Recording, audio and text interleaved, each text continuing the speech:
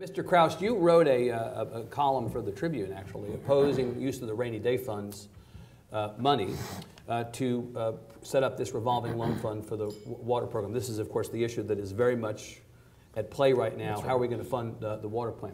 You are against your governor on this question.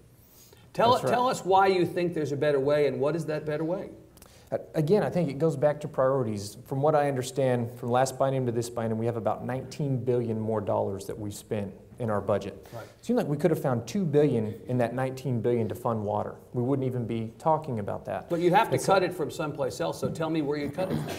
Well, again, I don't know specifically what you could cut, what you could take out. One of the things that was big for me in the budget talk was looking at areas where we're duplicating or replicating certain state agencies, and our office was looking at that.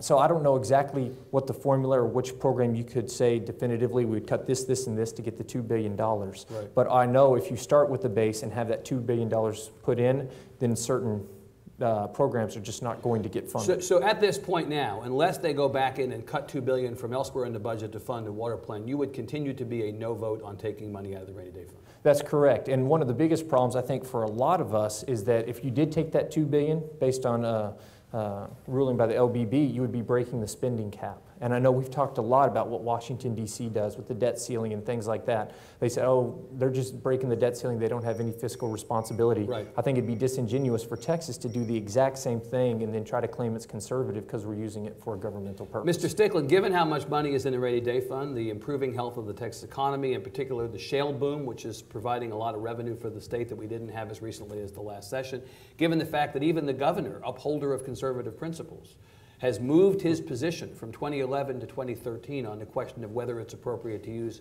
the rainy day fund. You will not go there? You will not support it? Under any circumstances? There's no trade-off that you'd be willing to entertain. Say $1.8 billion for tax cuts and then take money out of the rainy day fund. That might be an acceptable compromise to bust the spending cap. Anything at all? That Reagan did that once. He cut a deal for tax cuts. Right. And so now we don't like Reagan? No. I'm just saying we need to be we need to be sure of the decisions that we make. So no rainy day fund. No rainy day fund. No, and there's a lot more to it. Number one, that was a campaign promise that I believe my constituents related to very well. And they expect you to honor. Absolutely. Yeah. So that's my intention. Right. Number two, you and I both know oil and gas is looking very good right now. It but is. I could give you 150 reasons as someone who is in the industry that could stop on a dime tomorrow. Right.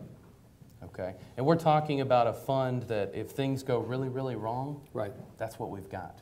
Mm-hmm. And I'm not willing to take it down to next to nothing. I've also seen numbers that said, you know, it could put our bond status into question if we take it down too low. Right. The governor is for this. He doesn't seem to be as concerned about the threats to the bond status as some are. That doesn't move you. Well, I haven't gotten to completely convince him that he's wrong yet. You're going to. Okay, we'll be sure to. Well, I'd like video of that conversation between you and the governor. Mr. Toth, are you also likewise opposed to taking money out of the rainy day fund? I am. We've got the money. We can do this. It's about priorities. If we had cut 2% across the whole budget, just 2%, yeah, it would have paid for water. Right. And we still would have been spending billions more across the board on everything. Right. So there's no reason why we couldn't. So very quickly, yes or no to each of you. So if the conferees come back with a budget that involves use of the rainy day fund in the way that we're talking about, you will be no votes on the overall budget. That's not the fact that it might be baked into a budget that has many things in it that you like. You will be a no vote on the budget ultimately if that's the way it goes. It's going to be a cold, lonely summer in Austin, and we're going to be here. Yeah. So you're a no vote on the budget at that point. At this point, you're a no vote on the budget at that point. Correct. You're a no vote on the budget at that point. I do not support using rainy day fund.